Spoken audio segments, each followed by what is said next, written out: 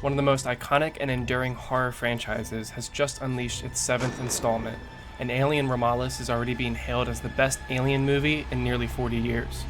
With the franchise back in the spotlight, I couldn't resist the urge to revisit a game that perfectly captures the intense horror of the original film.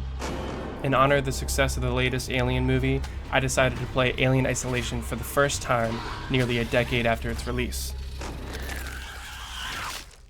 Before the game came out in 2014, the Alien cinematic universe had already seen several video game adaptations. Most notably, just a year before Alien Isolation came out, Sega released Aliens Colonial Marines, a game that was critically panned for its unpolished nature and lackluster, uninspired action gameplay. Up until that point, almost every Alien game had drawn inspiration from the action-heavy focus of the franchise's second film, Aliens. Get away from her, you bitch! Creative Assembly, the studio best known for the long-running Total War strategy franchise, had a different vision for an Alien game. They approached Sega with a pitch to create a game that would return to the horror roots of the original Alien movie. Initially, Sega, who had already greenlit Colonial Marines, wasn't interested in funding a second Alien game. But Creative Assembly didn't give up, as they developed a playable demo that was so impressive, it convinced Sega to give them a chance at creating a game inspired by their favorite film in the series. As you can see, Alien Isolation was originally conceived as a third-person, cover-based horror game. However, during development, the team decided to shift to a first-person perspective, and for the better.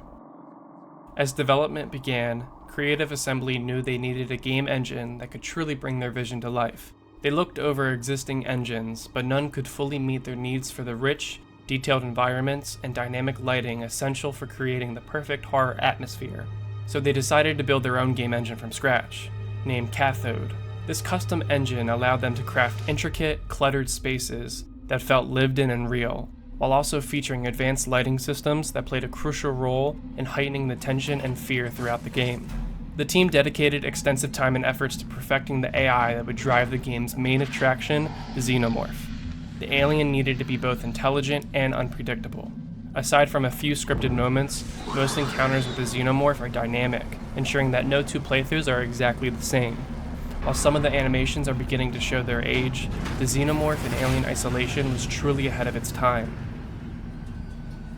In hindsight, Alien Isolation has become one of the most beloved video games of all time, remembered as one of the scariest, most impressive, and polished horror video games of the 21st century.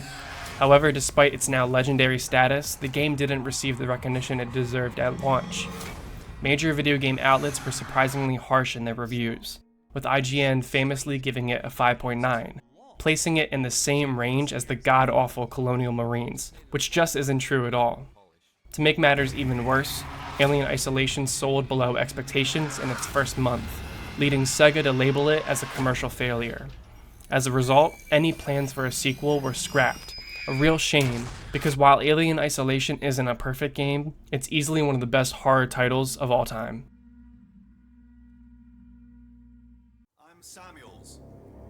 Right from the start, Alien Isolation shows its age, with pre-rendered 1080p cutscenes locked at 30 frames a second, with some pretty bad lip sync. While the cutscenes aren't awful, it's clear that the game was designed for the PlayStation 4 and Xbox One, as well as keeping the limitations of the older PlayStation 3 and Xbox 360 consoles in mind.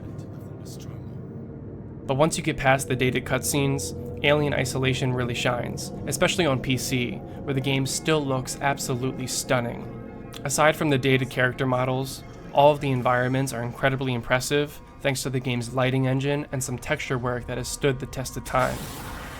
While the graphics can still impress, the first few hours of Alien Isolation are somewhat lackluster. The game excels at building a suspenseful atmosphere with its lighting, sound design, and horrific environments, but during the first 2 hours it feels more like a glorified walking simulator. Outside of the pre-rendered cutscenes, the alien doesn't make an appearance for the first few hours. Additionally, the game is incredibly linear at the start, funneling the player down a single path with multiple instances of button mashing in order to turn on generators for power. At first I was pretty disappointed with how Alien Isolation was unfolding, but those concerns quickly faded once I got past the tutorial section. The game's pacing picks up, and it maintains a strong sense of progression as you move forward. For instance, by the time you reach the third chapter, you're introduced to human enemies, and shortly after that, you acquire the System Access Tuner, a hacking device you'll use throughout the game to open locked doors or bypass computer passwords. Not long after, you'll have your first encounter with the alien, which at this point isn't too much of an issue as long as you keep your distance.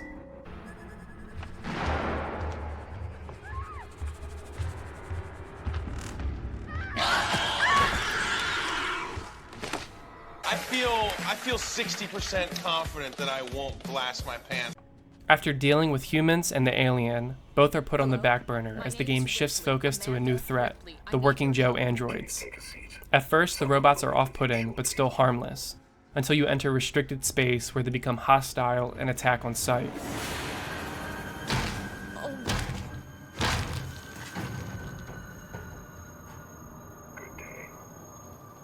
The game dedicates the entire 4th chapter to getting familiar with the androids. Meanwhile, you gain access to the motion tracker, the most important tool in the game, capable of tracking humans, androids, and most importantly, the alien. Are you lost? The pacing continues to intensify in the 5th chapter, where you're properly introduced to the alien.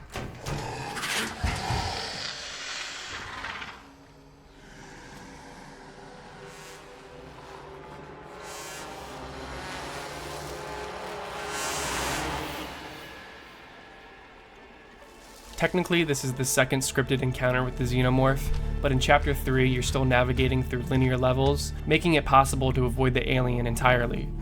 However, in this section, and many of the encounters that follow, you're placed in a wide open area of the space station. At this point in the game, you have no weapons or tools to defend yourself. Every corridor and back room is lined with multiple vents in the walls and ceiling, where the alien can pop out of at any moment. This forces the player to be as quiet as possible as they navigate their way through multiple rooms and hallways.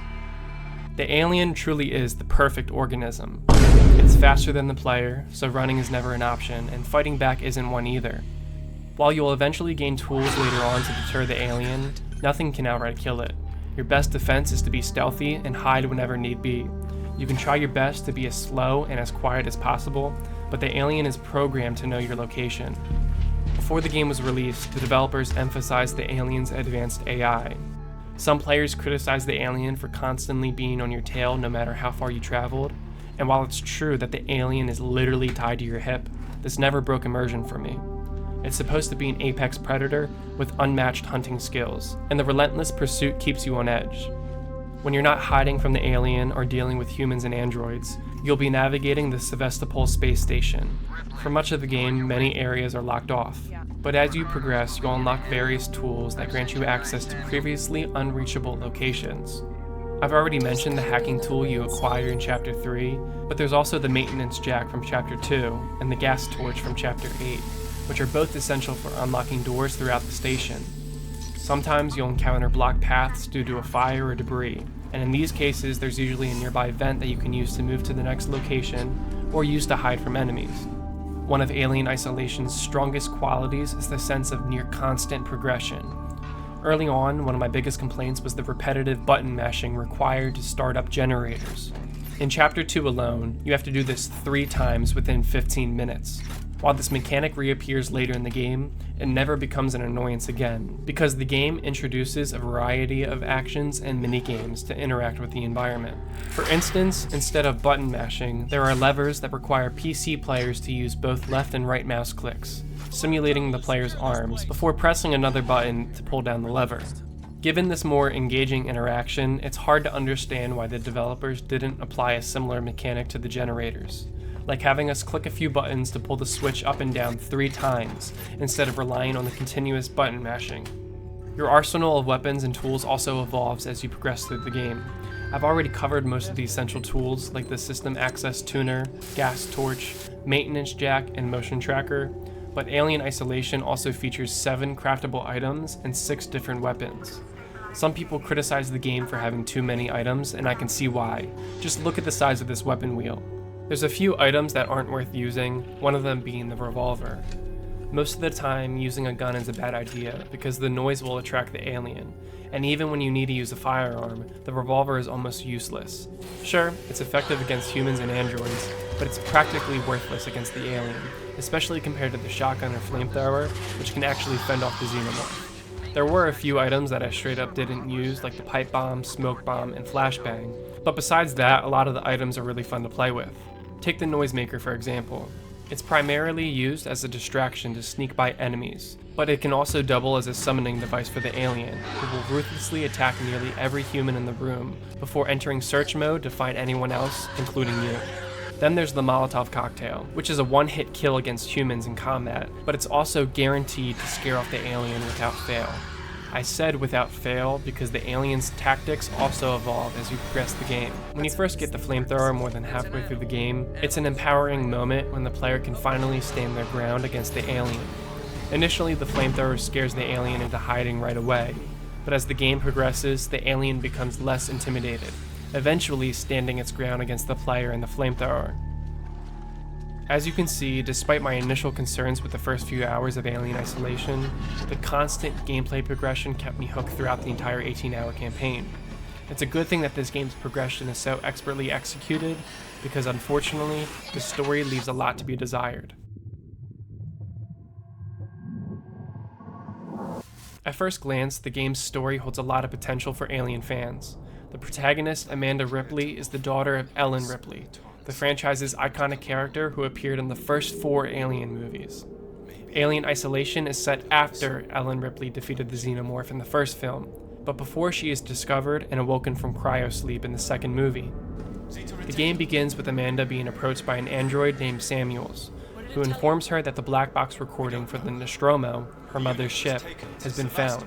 Seeking answers for her mother's disappearance, Amanda joins Samuels and the crew of the Torrens on a journey to the Sevastopol space station.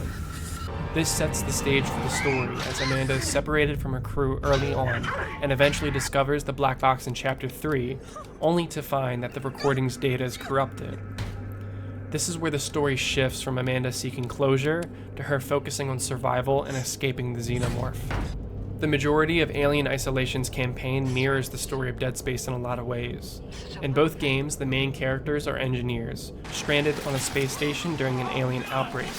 In order to escape, they must navigate the ship, making repairs and finding items, all while backtracking to unlock previously inaccessible places. However, the key difference lies in their approach. Dead Space is an action horror game with a strong emphasis on combat, whereas Alien Isolation is a survival horror game centered around hiding and stealth. While the story in Alien Isolation may be the weakest aspect of the game, it doesn't detract from the overall experience. The narrative primarily serves as an excuse to immerse the players in terrifying encounters with the alien. Since the game excels at delivering intense and dynamic interactions between the player and the alien, the lackluster story never becomes that big of an issue. If you're planning to play Alien Isolation for the first time in 2024, be prepared to invest a few hours in the game before it truly grips you.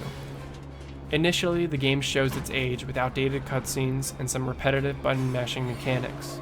Even through the 3rd and 4th chapters, the game can feel linear and underwhelming. However, everything changes once you hit the 5th chapter, when the game stops holding your hand, opens up, and fully immerses you in the world that the developers created. With its minimum HUD, engaging environmental interactions, and graphics that still look good, and will most likely age gracefully for another 10 years.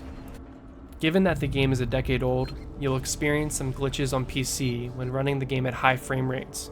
For example, after cutscenes, the game might get stuck in slow motion until you perform an action, like picking something up or swinging the maintenance jack. Additionally, audio glitches can occur, with sounds either delayed or missing entirely during some animations. Despite these minor inconveniences, I couldn't be happier with my experience playing Alien Isolation. I knew that the game was beloved, but I was genuinely impressed by how well it aged.